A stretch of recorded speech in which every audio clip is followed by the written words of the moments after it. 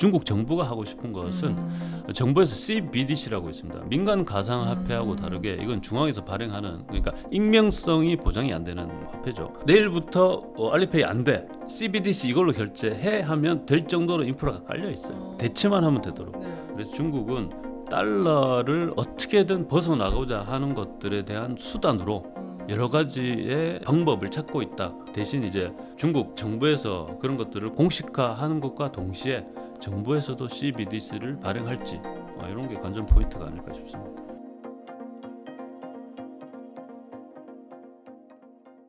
네, 최근 비트코인 가격이 다시 상승세를 보이고 있는데 이런 상승 추세 배경에는 어떤 요인들이 작용하고 있다고 생각이 드시나요? 이건 다들 아실 겁니다. 이건 국제 이제 정치 경제 쪽으로 해석을 해야 되고, 비트코인이 먹는 건 아니잖아요. 그걸 사도 할 수 있는 게 없어. 그게 뭔지도 잘 모르겠어, 아직까지도. 저는 메타버스 책을 한번 출간을 한 적이 있기 때문에 그 메타버스라는 이제 그 타이틀이 메타버스지, 그 가상 세계가 우리 실제 세계하고 얼마나 이제 직접되는가가 핵심이거든요. 그거의 핵심은 사실은 거기 돌아다니는 코인이었어요. 가상 세계에서 원활하게 결제를 할 수 있는 결제 수단, 그거에 대해서 천착을 많이 했고요. 그래서 비트코인이 지금 상승을 하는데 딱 한 가지죠. 달러가 쓰레기이기 때문에. 그거는 다들 알고 계실 겁니다. 그리고 중국의 불투명한 소득들이 비트코인으로 많이 갔을 것이다, 이렇게 보는 거죠. 딱 두 가지 요인이 제일 큰 거고요. 마침 우리 트럼프 대통령이 됐죠. 그리고 자기 코인을 만들어서 팔아먹었어요. 이거 참. 그리고 코인을 미국 준비자산, 전략자산이죠. 네. 전략자산으로 하겠다고 이제 큰 소리 쳤는데 지금 안 됐죠, 사실은. 미국은 코인을 인정하기로 하긴 했어요. 이게 이제 스테이블 코인인데요. 하여튼 그렇습니다. 그래서 비트코인이 이제 오르는 것에는 달러 가치 하락과 이제 여타 국가들, 소득이 불평등한 국가들의 이제 비트코인 수요가 있었다. 중국도 얘기하셨는데 최근 중국이 비트코인 허용 가능성에 대한 기대감이 커지고 있는데 실제로 가능성 어떻게 보시나요? 중국은요, 이미 비트코인을 미국 국채만 사다가 얘들도 보니까 미일 플라자 합의 이때 보니까 국채가 쓰레기가 될 수 있겠거든요. 그래서 사다가 좀 팔기도 하고 하면서 비트코인을 좀 샀어요. 중국 정부 자체로 아마 지방 정부나 공기업들이 샀을 겁니다. 그것도 이제 그렇기 때문에 비트코인이 그렇게 오르지, 아니면 오를 리가 없습니다. 그리고 중국, 저는 상해에 좀 가봤는데 일단 거기서는 현금을 주면 상인들이 현금이 없어 거스름돈을 줄 수가 없어요. 이미 이제 상해 이제 특정 그 베이징이나 상해 이런 데만 그럴 것 같은데요. 일단은 돈이 실물 돈들이 흘러가는 경제가 아니에요. 가상의 돈들이 떠다니고 있는 경제로 다 인프라를 바꿔놨습니다. 그러면 중국 정부는 그럼 알리페이를 쓰는 거죠. 알리페이는 페이를 써요, 위챗페이를. 근데 중국 정부는 그런 환경을 계속 그 민간 업자잖아요. 그 만든 게 알리바바나 이런 데란 말이에요. 근데 이런 데서 계속 그 수익을 쪽쪽 빨도록 놔둘 것인가? 저는 그렇지 않다고 봅니다. 그런 인프라를 만들어 놓고 중국 정부가 하고 싶은 것은 정부에서 CBDC라고 있습니다. 민간 가상화폐하고 다르게 이건 중앙에서 발행하는, 그러니까 익명성이 보장이 안 되는 이제 화폐죠. 자, 중국에서 딱 이러면 내일부터 알리페이 안 돼, CBDC 이걸로 결제해 하면 될 정도로 인프라가 깔려 있어요. 대체만 하면 되도록. 제가 그거를 적나라하게 느끼고 왔기 때문에, 그래서 중국은 달러를 어떻게든 벗어나고자 하는 것들에 대한 수단으로 여러 가지의 방법을 찾고 있다, 이렇게 보고 있습니다. 그래서 중국의 이제 민간인들이 비트코인 투자를 하도록 허락하겠는가? 일단 중국은 어떤 식으로든 민간부터 시작해서 중국 정부까지도 비트코인을 하고 있어요. 이거 허용하느냐 그런 문제는 이제 넘어간 것 같고요. 일단 하고 있고, 대신 이제 중국 정부에서 그런 것들을 공식화하는 것과 동시에 정부에서도 CBDC를 발행할지, 이런 게 관전 포인트가 아닐까 싶습니다. 그럼 이제 중국에서 비트코인을 공식적으로 허용하게 되면은 글로벌 암호화폐 시장에도 이제 큰 영향을 줄까요? 그렇죠. 엄청난 영향이. 공식적으로 하는 것은 보시면은 비트코인을 우리가 결제 수단으로 쓰는 사람이 몇이나 있겠어요. 그건 투자 상품으로 다 보는 거잖아요, 사실. 근데 일단은 그런 차원에서 보면 그게 투자 상품으로 인정을 받는다. 어떤 주식처럼 그래 버리면 또 한 번에 이제 상승이 없을 수는 없습니다. 근데 이제 달러라는 거가 이제 있고, 그리고 그게 이제 상품이긴 하지만 비트코인이 있고 나머지 알트코인이 있단 말이죠. 네. 근데 이런 것들이 다 추정이 되잖아요. 그러니까 달러 대신에 그거를 사는 사람들이 네. 생기는 거예요. 네. 달러 대신에 그걸로 결제하는 사람들이 생기는 거예요. 이거를 달러 기축 통화국인 유일하게 미국이 강점이 두 가지죠. 무력 달러 네. 기축 달러를 수출하는 거예요. 하여튼 그거가 뭐 멸망하고 있는데 그걸 그냥 보고 있겠습니까? 그래서 저는 비트코인에 처음에 이제 좀 낮은 가격대 1억이 안 됐을 때도 계속 주의를 한 거예요. 언젠가는 거기에 모인 돈들 그게 달러거든요. 다. 달러들을 공중분해 시킬 것이다. 미국은. 그런 것들을 계속 이제 조금 경고 아닌 경고를 해왔고요. 투자하시는 분들, 코인 투자하시는 분들한테 그거는 언제가 될지 모른다. 오늘 1억 2천 됐고 내일 모레 2억 된다고 했을 때도 조차도 내일 됐을 때 비트코인은 빵이 될 수 있다. 네, 이런 거를 얘기를 하죠. 저는 그런데 투자는 안 합니다. 의식주가 그래도 물려 있는 곳에 투자를 하는 게 맞다고 생각합니다. 또 어떤 분은 뭐 비트코인은 뭐 강남 아파트다, 뭐 금이다, 막 이런 말씀 많이 해주시는데 그럼 비트코인과 금, 부동산 중에서 지금 시대에 가장 유리한 자산 뭘까요? 비트코인, 금, 부동산 이렇게 했지 않습니까? 네. 주식은 왜 안 들어가 있는데? 그 가로치고 주식, 주식, 미국 알겠습니다. 주식, 한국 주식까지. 네. 알겠습니다. 근데 일단 비트코인의 이제 카테고리에서 우리가 코인의 카테고리에서 얘기를 하고 있는데요. 네. 저는 메타버스 책을 쓸 때도 핵심은 그거였습니다. 일단은 코인이 글로벌하게 쓰이면 안 쓸래 안 쓸 수가 없어요. 네. 왜냐하면 환전에 그런 수고스러움이 없습니다. 일단 이런 것들을 근데 각국 정부에서 허용할지가 이제 관건이었는 거예요. 근데 그래서 가상 세계에서만이라도 그러한 것들이 널리 통용이 되면 어느 정도는 이제 가치가 메인넷이 구축이 되고 하는 것하고 연관이 있습니다. 어느 정도 가치가 있는 코인이 될 수 있지 않을까 이렇게 생각해 본 거고요. 지금 말씀하신 이제 그 투자 대상으로서 요 세 개를 비교를 하라고 하면 네. 아까도 말씀드렸다시피 일단 비트코인을 비롯한 여러 가지 코인들, 알트코인들이 있는데 언제가 될지는 모르지만 한 번은 큰 위기를 겪을 것이다. 그런 게 제 생각이고요. 그런 것에 언제가 될지 모르고 나는 내가 모르는 걸 모른다는 걸 몰라요.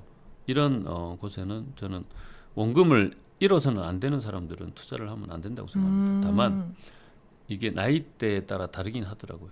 조금 젊고 조금의 내가 리스크를 이제 왜냐하면 젊기 때문에 그 감수를 하고 있어요. 네. 한번 망해도 네. 뭔 말인지 알겠죠. 네. 내 돈이 거기 다 한 70%가 태워져 있어. 근데도 그게 이제 거의 빵으로 수렴하더라도 네. 한 번은 이제 기회가 있으니 그러면은 그 가치는 있는 거예요. 한번 해볼 가치는 있는 거예요. 왜냐하면 2억 되기 전에 언젠가는 이제 절멸이 돼. 비트코인이 빵이야. 그럼에도 불구하고 그 때까지는 이제 있는 거잖아요. 그러니까 이때는 타이밍이죠. 적절할 때 내가 먹고 요때다. 더 안 돌아본다. 2억 네. 돼도 나 상관없고 1억 5천 되면 빠져나오겠다. 빠져나와야 돼. 그럼 살아남을 수 있는 거죠. 이런 절제가 되는가? 안 될걸요. 일단 한번 해보시면 됩니다. 그렇죠. 어렵죠. 이제 오르기 어렵죠, 시작하면 당연히. 더 오를 거라는 그렇죠. 그런 희망이 보이잖아요. 근데 그거를 처음부터 이 투자를 할 때는 그부터 정하고 들어가셔야 돼요. 주식이나 부동산처럼 계속 아이고 나 주식이다, 반려 부동산이다 이러면 안 맞아요. 돼요. 반려가 안 돼. 왜냐면 빵인데 뭐 그렇죠. 그래서 그런 것들을 초반에 각오를 하고 젊은 층은 들어가도 이거는 먹고 나올 수는 있어요. 사실은. 왜냐하면 빵이 되기 전에 나오면 되니까. 그럼 작가님이 보시기에 비트코인 약간 장기적인 가격 흐름 어떻게 보세요? 저는 특정 기간에는 2억까지 갈 수 있다고 생각을 합니다. 왜냐하면 지금은 이게 사이드 이펙트처럼 비트코인에 몰린 게 있어요. 뭔가 하면 미중 간의 이제 화폐에 대한 대립이거든요. 네. 이제 통화 주권에 대한 대립인 거예요. 중국은 계속해서 달러 말고 위안화 좀 쓰자고 계속 한 거고 네. 그거를 이제 이란부터 시작해서 그 뭐 브릭스나 이런 걸 만들어 놓은 거죠. 러시아하고도. 그래서 그런 것들을 계속 넓히려고 하는데 그러면은 중국 위안화는 또 야 중국 니들도 그거 쓰면 좀 그렇잖아. 그래서 대체로 밀고 있는 게 아마 비트코인을 비롯해서 일부 알트코인 이런 것들을 조금 밀고 있지 않나 이렇게도 생각을 하는 겁니다. 근데 미국 입장에서는 정말로 아리까리했어요. 그래서 CBDC는 중국이 먼저 아마 거의 이제 레디한 준비가 다 돼 있을 거고요. 네.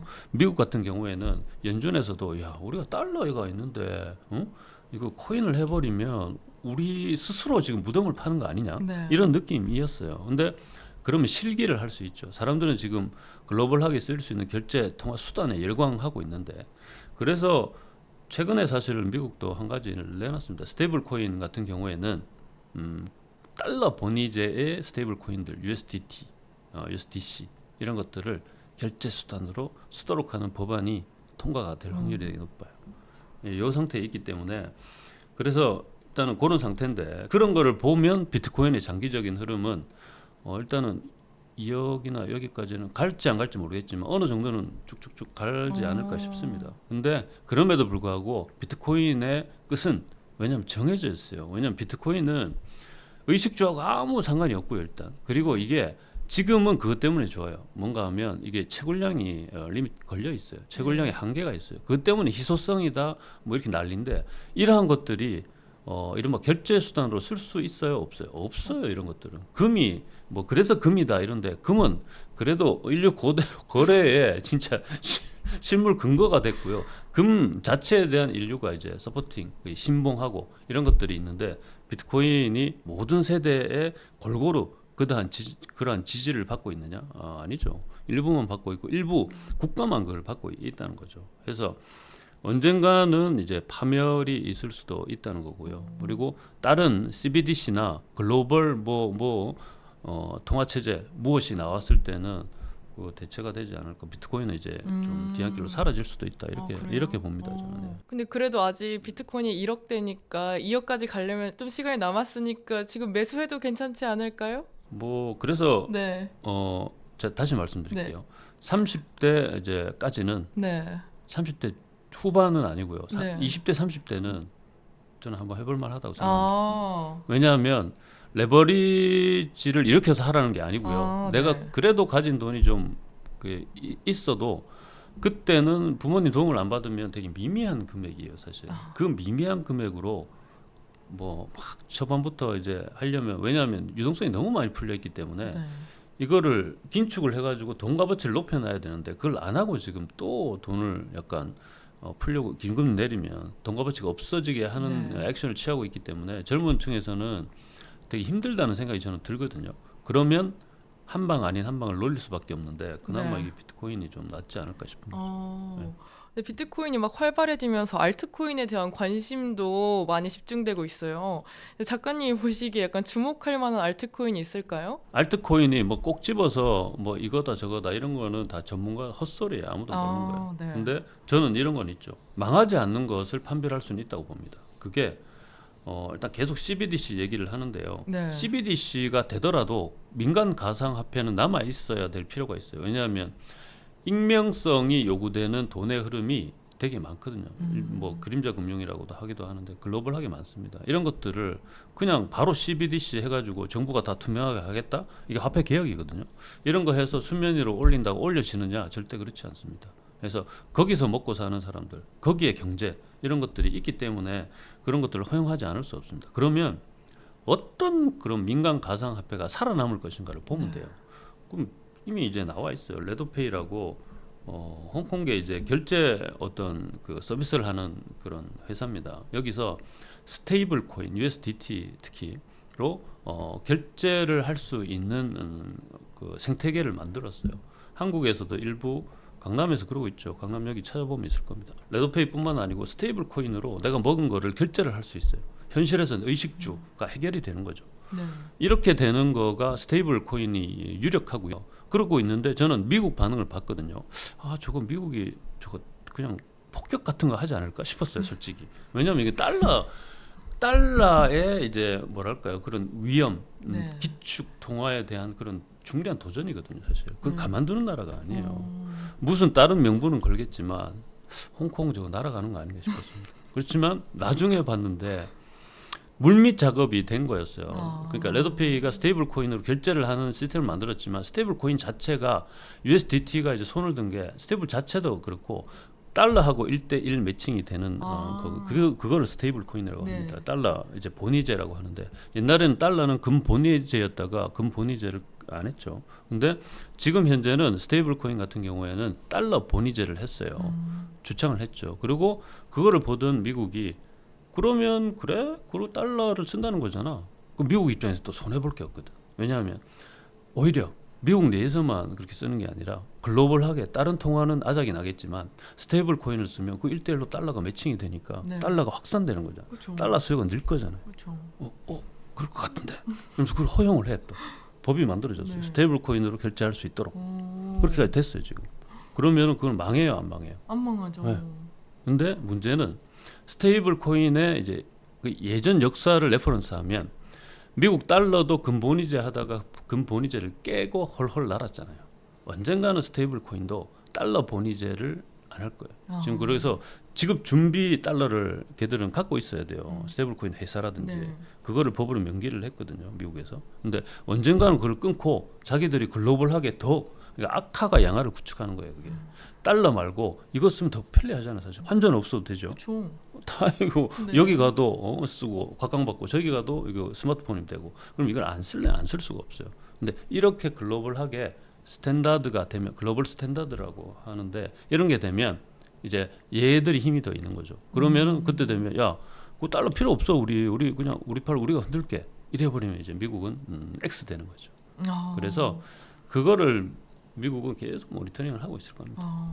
그래서 딱 지금은 이런 상황이다. 그렇지만 의외였다. 저는 의외였다. 스테이블 코인을 미국에서 오케이 하고 그러면 달러 본위니까 그걸 오케이 했을 것이고 그러면 당분간 스테이블 코인 혹은 스테이블 코인을 추종하는 어떤 코인들은 되게 이제 망하지 않죠. 거기에 돈을 태워도 이거는 내 돈이 뭐 어떻게 뭐 사라지거나 이런 건 아니죠. 뭐라도 바꿔 먹을 수 있으니까. 그렇죠. 맞잖아요. 네.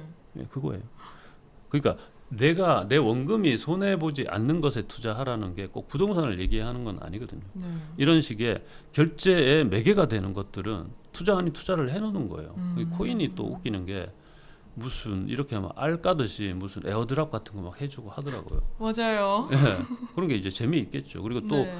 내가 이제 그 자산, 그 코인이라는 자산은 있지만 거기에 덧붙여가지고 이자처럼 뭐가 뭐 에어드랍 하면서 또 다른 거 프로젝트 나오고 하면 그거를 이제 사도 뭐 자동적으로 이제 되니까 네.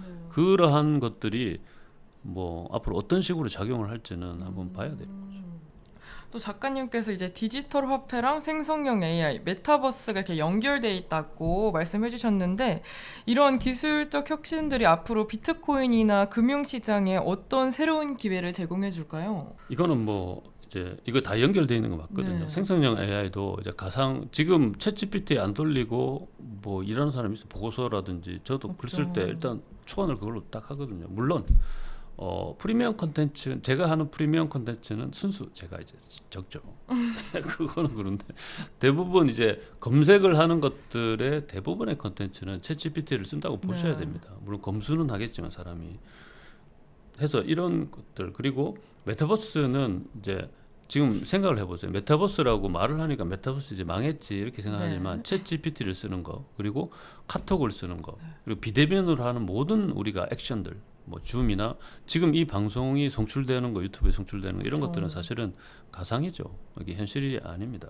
근데 이러한 것들 우리가 이미 알게 모르게 이제 발을 담그고 있는 가상 세계와 이 가상 세계에서만 유튜브는 특히 국경을 넘나들잖아요. 여기에서 지금은 이제 달러로 받으시잖아요. 달러로 받는데 그런 거 상관없이 결제를 원활하게 할 수 있고 그 결제 금액 자체 그대로 뭐가 됐든지 그걸 한국에서도 쓸 수 있다 하는 것들이 나오면 그거가 각광을 안 받겠습니까?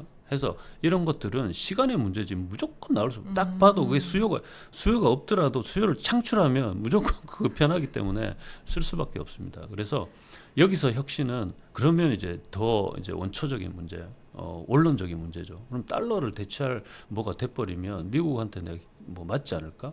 무섭잖아요. 무섭죠. 무섭잖아요. 네. 근데 저도 이제 그런 게 잘 힘들 거다라고 생각했는데 레드페이가 하는 걸 보면 네. 야, 기똥차게 그렇게 또 만들었더라고요. 달러를 어떻게 보면 아니 달러가 더 써야 되잖아요.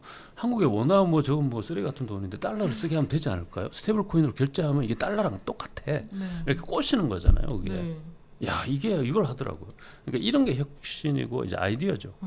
그러면 이거는 홍콩 뭐 중국계 이제 홍콩 회사인데 그럼 그걸 홍콩에서만 쓰겠습니까? 아니면은 글로벌하게 쓰겠습니까? 대상이 글로벌인 거죠. 네. 그래서 이런 것들은 혁신이 되면 이제 이거를 이제 이건 자가 증식이고 무한 확장이 가능한 거거든요. 네. 이런 분야에서 혁신을 하면 어떻겠어요? 한국에서 그냥 좋은 기업 해서 하는 것보다에 정말 기하급수적인 뭐 리워드가 있지 않겠습니까? 그렇죠. 예. 그래서 그런 것들은 가상하고 가상이 다 복붙이 되잖아요. 이게 무한 확장이고 자가 증식이 되는 네. 것들이거든요. 이런 영역에서 이런 혁신이 나오면 무조건 이제 리워드가 이제 끝간데 없는 거죠. 내가 카운팅할 수 없는 리워드가 들어온다 이런 거고요. 그리고 이게 할 수 없이 사람은 가상이든 현실이든 돈의 어떤 기준을 둘 수밖에 없더라고요. 맞아요. 가치를. 맞아요. 리워드라고 했지만 여러 가지 리워드 중에 칭찬도 리워드가 될 수가 있고 여러 가지가 있을 수 있으나 상도 그렇지만 대부분 이제 돈으로 리워드를 네. 받는 거죠. 그러면 가상 세계에서 내가 어떤 식으로든 뭐 조그만 아이디어든 뭐든 각광을 못 받을 확률이 90%로 높아요. 그 세계는. 그렇지만 10% 정도의 확률로 내가 각광을 받았다 하면 네. 이게 여기는 또 그 이제 리워드가 이제 카운틀리스 이제 우리가 상상할 수 없는 것들이 막 쏟아져 들어오는 세상이죠. 그 세계가 메타버스라고 하는 용어화돼 있지만 이게 거기에 흐르는 그 흐름 현금이라고 하기엔 그렇고 가치 그 교환하는 매개 코인이라고 합시다. 거기에 흐르는 코인하고 이제 어떻게 보면 이제 어울려야 되는 거죠. 메타버스 가상 세상 자체만 있는 게 아니라 거기서 경제적인 활동을 할 수 있고 리워드를 받을 수 있는 가상 뭐 코인이나 이런 걸로 그런 생태계가 조성이 돼야 되고요. 그리고 지금 이제 레드페이 얘기했지만 그것은 이제 돈 결제에 해당되는 것이고 네. 가상 세계에 메타버스에 그렇지만 사실은 우리가 이제 그동안 혁신을 보면 가장 큰 혁신은 이제 무슨 기계들이 나왔을 때예요. 그동안 이제 역사적으로 네. 봤을 때 뭐 세탁기 나왔을 때 그 혁신이죠. 확 줄여줬어요 노동력. 그리고 이제 2010년 그때는 이제 스마트폰이 나왔죠. 그리고 사람들이 많이 달라졌잖아요. 혁신이죠 그런 것들. 그러면 XR이라고 하는데 현실하고 네. 이제 가상하고 연결시켜주는 기기가 어떤 게 나오는지에 따라서 저는 이제 되게 또 뭐랄까 플랫폼으로 봤을 때 구글 뭐 네. 애플로 봤을 때는 이제 주도권을 잡을 것이고요. 그게 이제 첨단에 서 있는 게 천병에 서 있는 것이 이제 글래스라고 생각을 합니다. 안경. 그 애플이 만들다가 야 이거 도저히 못 만들겠는데 뭐 이러고 있는데 근데 MS도 도전을 하고 있고요. 구글이 최근에 무슨 발표할 때 이제 구글 글래스 만들겠다 이렇게 나왔죠. 왜냐하면 아무리 뭐 이거 저기 와치를 해보고 해도 이게 가상하고 현실하고 가장 밀접하게 증강 현실을 보여줄 수 있고 적시성을 띌 수 있는 것은 이게 안경이구나라는 거를 그렇죠. 이제 한 거죠. 근데 안경은 이제 알다시피 공학적인 이제 기술도 들어가고 아마 난해할 겁니다. 근데 그거를 지금 챗 GPT를 보면 사실은 안경이 그동안 힘들었던 것은 자꾸 눌러야 되고 하는 거였기 때문에 제 생각은 그래요. 네. 근데 챗 GPT의 음성 서비스를 보면 야 이거 그냥 말로 야 저거 좀 저 시계 몇인지 좀 클로즈업 해봐 이러면 될 것 같다는 거죠. 그래서 그런 혁신적인 XR이 나오면 기기가 나오면 한번 또 세상은 또 많이 달라질 것이다 이렇게 생각합니다. 그럼 약간 마지막으로 이제 초보 투자자들이 코인을 투자할 때 약간 가장 이거 하나는 지켰으면 좋겠다 하는 중요한 원칙 같은 게 있을까요? 네, 아까도 말씀드렸다시피 리밋을 걸으라는 거예요. 네. 나머지는 모르겠고 내가 이제 10% 보통 비율로 걸거든 주식을 하시면 네. 한 20% 정도 수익이 났으면 야 모르겠고 그냥 빠져나오세요. 그거가 아닌 것은 가슴을 쓸어 담고 그건 내 돈이 아니다라고 생각하시고 이때는 대체 역사를 생각해 보시면 돼요. 20% 올랐기 망정이지 마이너스 20% 혹은 마이너스 50이 됐다라고 생각하시면 어떻게 했어요? 그때 20%라도 올랐을 때 뺐으면 네. 좋았을 걸. 네. 그죠? 그러니까 그 리밋을 걸고 뒤도 돌아보지 마시기를 바란다는 거예요. 특히 비트코인부터 시작되는 알트코인 싹 다 마찬가지예요. 아무리 네. 스테이블 코인하고 연계가 돼 있더라도 당분간은 그럴 것이고요. 근데 여기서 또 스테이블 코인이 어느 정도 각광을 받고 글로벌하게 조금은 이제 많이 벌 수 있는 결제 수단이 되어 있다. 레드페이나 이런 것들이. 그러면 그건 투자가 아니라 그걸 사놔야죠. 당연히 사놔야 됩니다. 네, 저는 그렇게 봅니다. 그때가 되면 네. 또 무조건 레드페이 또 사놔야겠네요. 그렇죠. 저도. 스테이블 코인이죠. 네. USDT를 사놓는 거죠.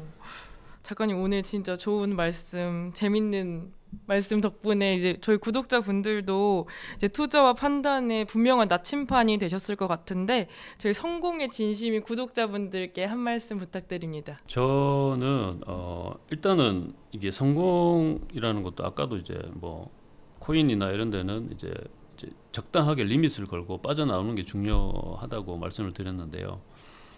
그것과 더불어 이게 이제 룰을 우리가 알고 이게 여기에 이제 뭐랄까 이 투자를 하든 뭐 액티비티를 해야 돼요. 근데 룰을 모르면서 계속 야 저거 지금 100% 먹을 수 있는 건데 내가 못 먹었네. 뭐 이렇게 하면 이게 경험치가 쌓이지 않습니다. 룰은 우리 자본주의 그리고 지금 글로벌하게 한국도 마찬가지예요. 글로벌하게의 가장 큰 룰은 화폐는 신용화폐라는 거예요. 신용화폐의 특징은 돈 그대로는 아무 가치가 없는 종이라는 겁니다. 그리고 이러한 것들이 이제 계속 지속적으로 풀릴 수밖에 없는 시스템을 우리는 만들어 놓고 있다는 거예요. 이게 연준도 물가 상승률 허용은 2%를 하는 거예요. 2%만큼의 그 돈이 풀린다는 거거든요. 그럼 떨어지잖아요. 그렇죠? 그러니까 이런 룰을 그러니까 연준을 보고 우리도 그걸 팔로우해요. 한국은행은 우리나라 정부에는 독립이 돼 있지만 미 연준에는 추종이 될 수밖에 없습니다. 그렇게 보시면 2%의 인플레이션을 우리가 돈을 쥐고 있으면은 쥐고 있을수록 물론 예금을 하면 조금은 해칭이 되겠지만 그냥 거의 이제 사라진다고 보시면 돼요. 쥐고만 있으면. 그러면 신용화폐인데 그럼 어떻게 해야 돼? 돈을 그러면은 잃지 않는 곳에 투자하는 게 먼저라는 거예요. 그리고 그것을 최대한 빨리 하세요. 주식이 뭐 자기 성향에 맞으면 주식을 해도 됩니다. 근데 잃지 않는다는 대전제에서 보면 가장 안전한 것은 사실은 이제 부동산이죠. 금 아까 얘기를 하셨는데요. 금은